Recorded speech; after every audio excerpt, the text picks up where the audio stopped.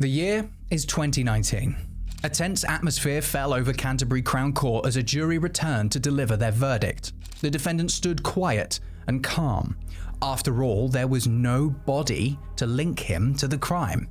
He'd already been acquitted once before in 2003. He was confident. The jury returned their decision that they found Andrew Griggs guilty of the murder of his pregnant wife. But how? How can you be convicted of a murder when you can't prove that a murder even happened? What's crazier is that last year in 2025, after spending 6 years in prison, a plan was put in motion to try and prove his innocence, but instead, it sealed his fate. Ladies and gentlemen, my name is William and this is the Baker Street Bureau. If you like true crime, paranormal, and the outright unexplainable, you're in the right place. If you want to support me on my journey of working out how this YouTube stuff works, there's a great big like button down there just waiting for a click.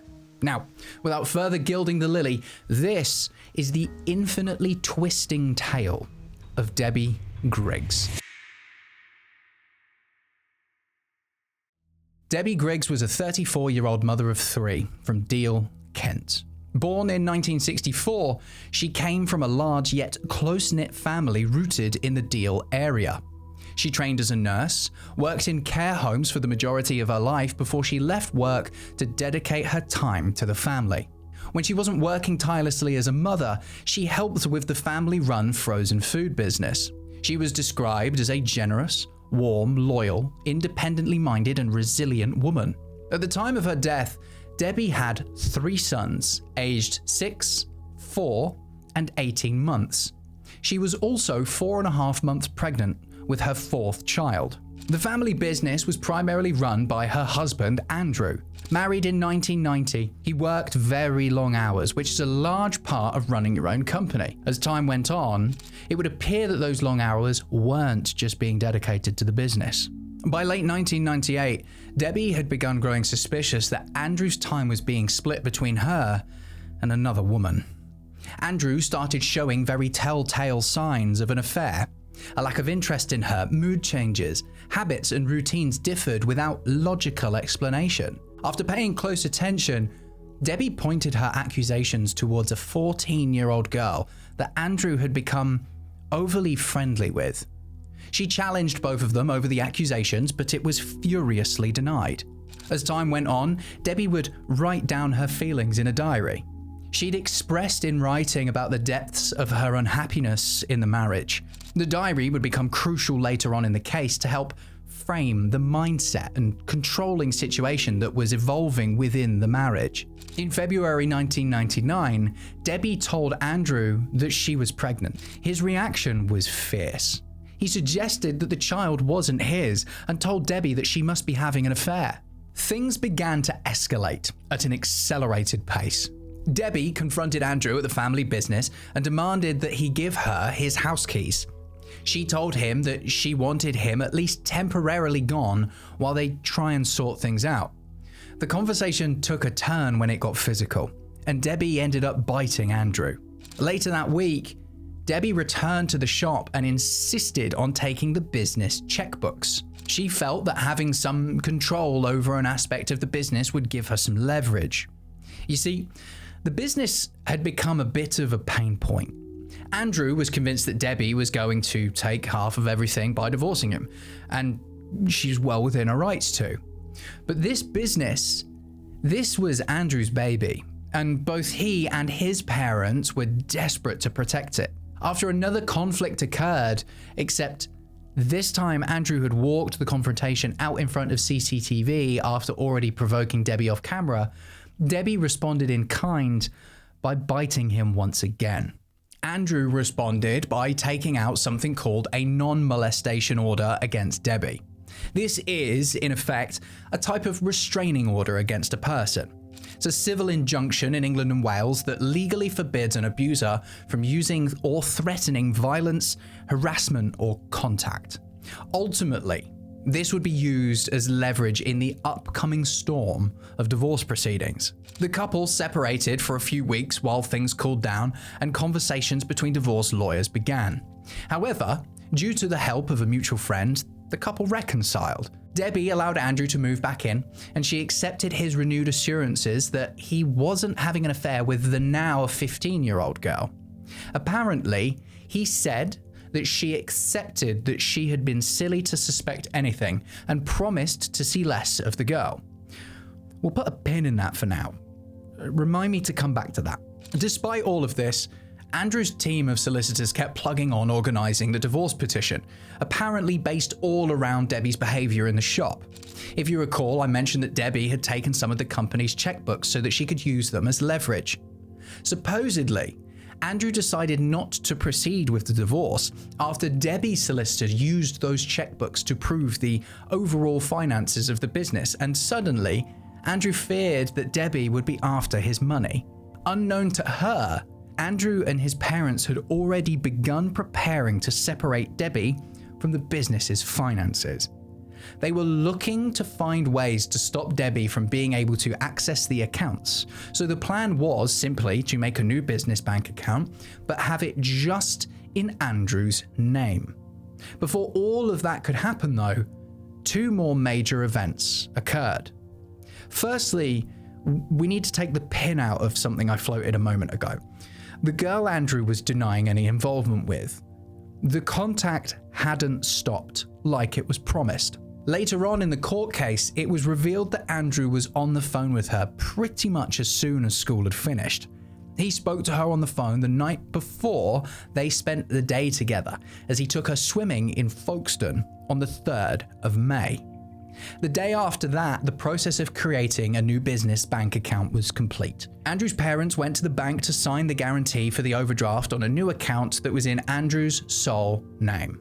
Now, all of these events walk us up to Wednesday, the 5th of May. Andrew had secured the finances to one side. He'd spent time with the girl that he was having an affair with. He was supposed to travel to Billingsgate Market late that night with his friend Lloyd, which is something they would normally do every 2 weeks for the freezer business. At 7:38 p.m, we know that Debbie was still alive because of a phone call that she made to her brother's partner Lisa. The phone call was to confirm that she would give her a lift to a mother and toddler group the next morning. But at 11:20 p.m, Andrew phoned Lloyd to cancel the Billingsgate trip.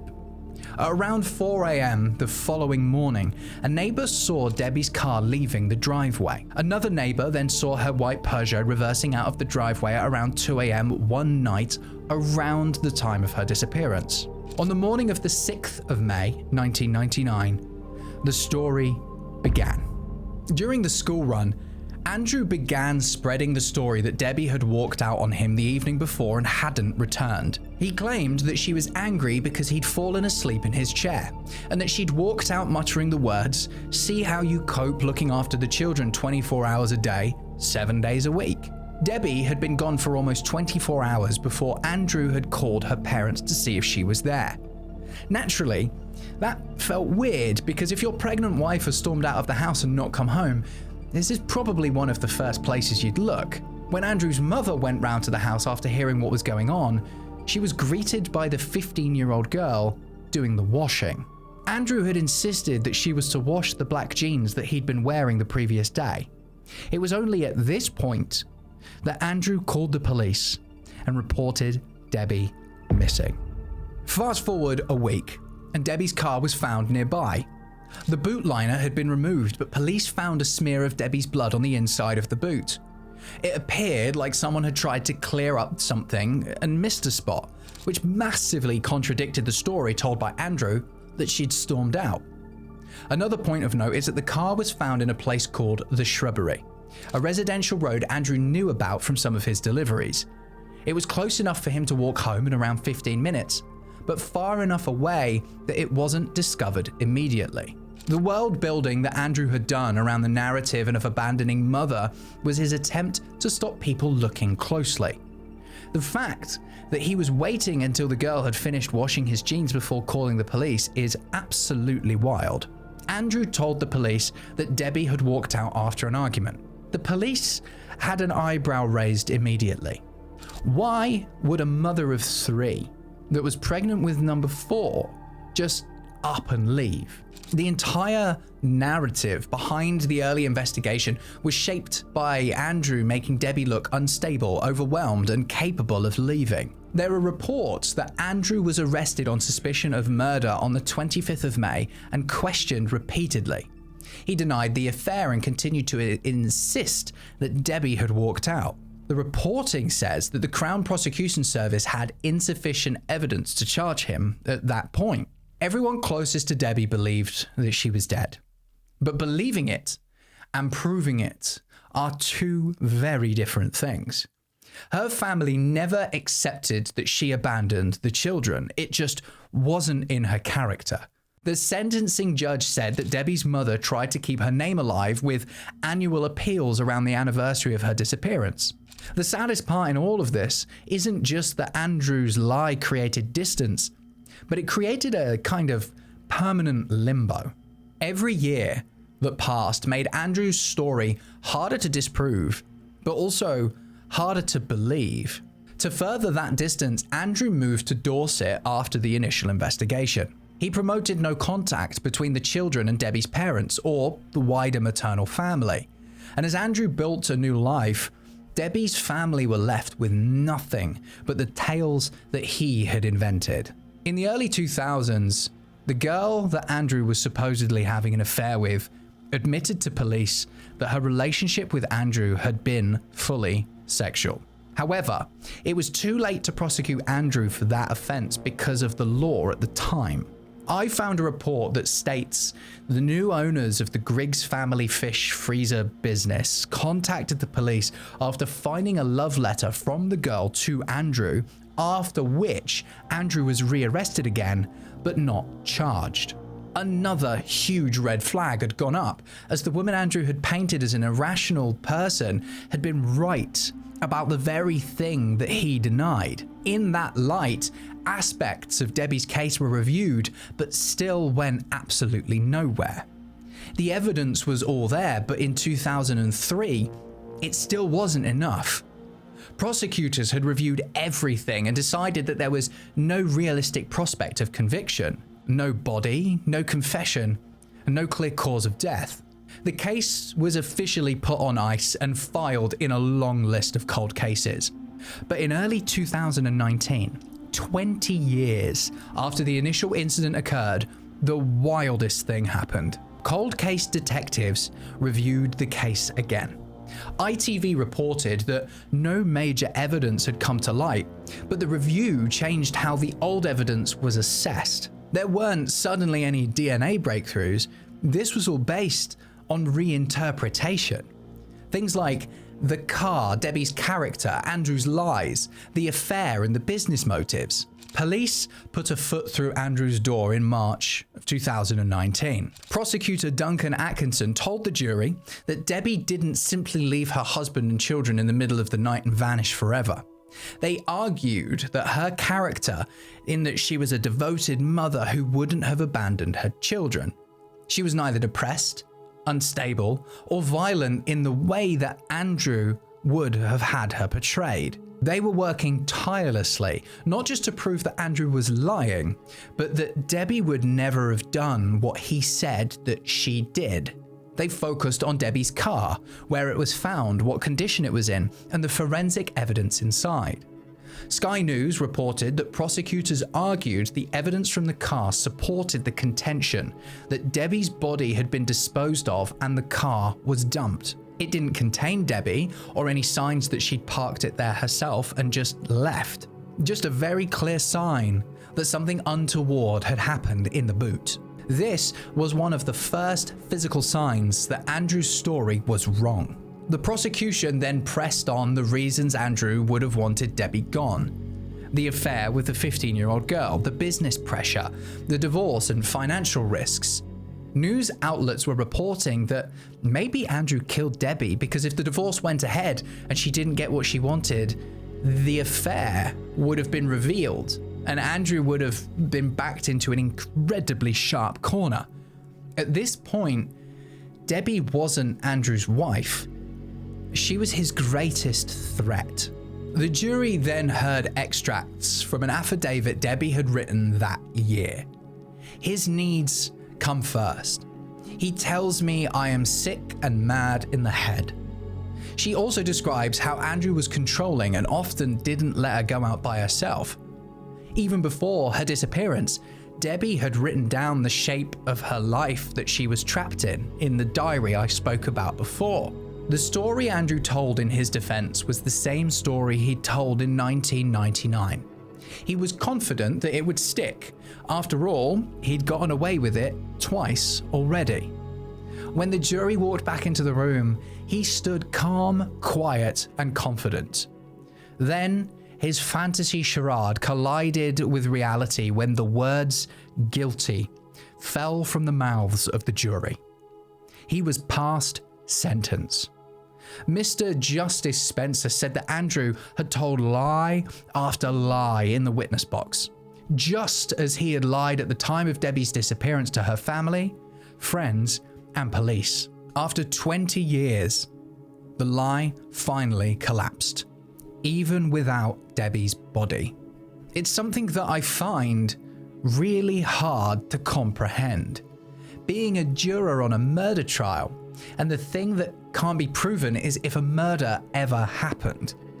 It just goes to show the true power of Debbie's character in finally shining through all of Andrew's BS. Andrew was sentenced to life imprisonment with a minimum term of 20 years. It hurts my heart to say that Debbie's mother died earlier in the year, so she never got a chance to find out the truth. The judge said Debbie's body had never been found and told Andrew that only he knew how she was killed and where he disposed of the body. Andrew was going to prison, but Debbie was still missing. The leading theory was that Debbie's body was dumped at sea. The judge noted how Andrew was an experienced sailor and former deep-sea fisherman who knew that stretch of coastline very well. But 3 years later, everyone would finally learn the truth. One of Andrew's sons visited his father in prison. After all of his appeals had been rejected, Andrew was running out of options, so he came up with a plan. A plan where he would utilize one of his strongest assets, a child that grew up inside of his web of lies and deceit. A child that believed his father's accounts and saw him as innocent. A relationship that Andrew would grossly overestimate. Andrew asked his son to dig up Debbie's body, cut off some of her hair, fly to Spain, and post some of it back as evidence that Debbie was still alive. Now, I'm going to say that again, but I'm going to word it a little bit differently. Dad just admitted to son that he killed Mum, and now Dad would like son's help to cover up the fact that he killed Mum. What? The son, after counseling with his girlfriend on what to do with that information, went to the police. Now, on a quick note, before anyone jumps on the son for not instantly rolling out of the prison and into the police station, this young lad has just found out that everything in his life was a lie. He's watched multiple occasions where they've gone after his dad unsuccessfully and then endured having to watch him lose. Not only has he lost his mother, but his entire perception of reality has come crashing down around him, so he took some time to process it. The police excavated the garden at a property in Dorset and found human remains. Andrew had moved into that property in early 2001 after the initial police probe had concluded. A post-mortem confirmed the remains were Debbie's. It was later released to the public that Debbie's body had been found in an airtight barrel, buried at Andrew's home with a wooden shed and concrete foundations built above it. Andrew had attempted to bury Debbie's body underneath his new life. Andrew pleaded guilty to perverting the course of justice and received an additional 3-year sentence to run consecutively with the term he was already serving. The final legal closure. In the end, Andrew wasn't only convicted for taking Debbie's life, he was punished again for what he did with the truth. My father told me when I was younger that lies follow you around like a shadowy figure. If you don't keep yourself in check, those lies will eventually suffocate you. And in almost every scenario, the truth is the better path to take. My heart goes out to the young boys who lost their mother, Debbie's wider family, and those that she held dear to her. And here's to hoping that Andrew's time in prison isn't all woodwork and book clubs.